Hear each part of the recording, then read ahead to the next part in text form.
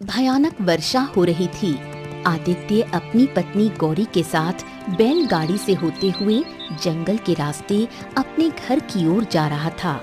तभी उसकी पत्नी उससे बोली, मुझे लगता है कि हमें रुककर बारिश बंद होने का इंतजार करना चाहिए।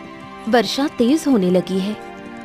हाँ, बात तो तुम्हारी सही है भाग्यवान, लेकिन कहीं ऐसा ना हो कि हम रुक जाएं, लेकिन वर्षा ही ना रुके।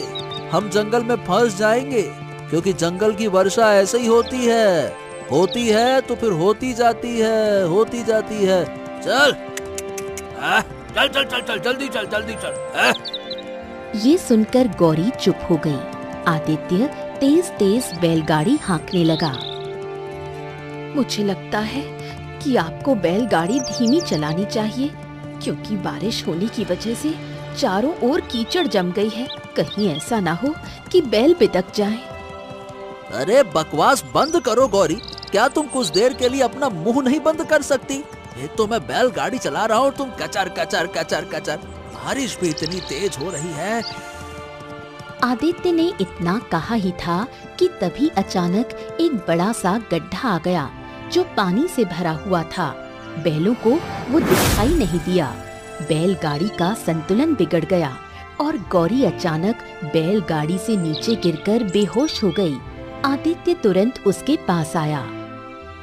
गौरी गौरी गौरी, आंखें खोलो, क्या हो गया तुम्हें? गौरी आंखें खोलो, गौरी।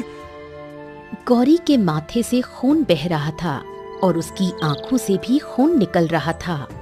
ओहो, लगता है कि गौरी को भयानक चोट आई है। अरे! वो गौरी को लेकर एक पेड़ के नीचे चला गया। कुछ देर बाद बारिश रुक गई। आदित्य बैलगाड़ी से गौरी को सीधे घर न ले जाकर गांव के वैद्य के पास ले गया। वैद्य गौरी की जांच करता है। देखो, तुमने आने में इतनी देर क्यों कर दी? जब ये गिरी थी तभी तुम्हें यहाँ पे आना चाहिए था। अरे, ये कैसी बातें कर रहे हैं? क्या मैं अपनी पत्नी को जंगल में ही छोड़ देता? देखो, तुम्हारी पत्नी की आंखों की रोशनी जा चुकी है, अब ये कभी भी नहीं देख पाएगी। ये सुनकर आदित्य को झटका लगा। वैद्य ने उसे गौरी के जख्मों के लिए कुछ जड़ी बूटियां दी।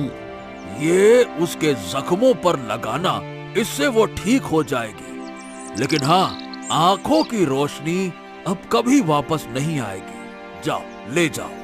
आदित्य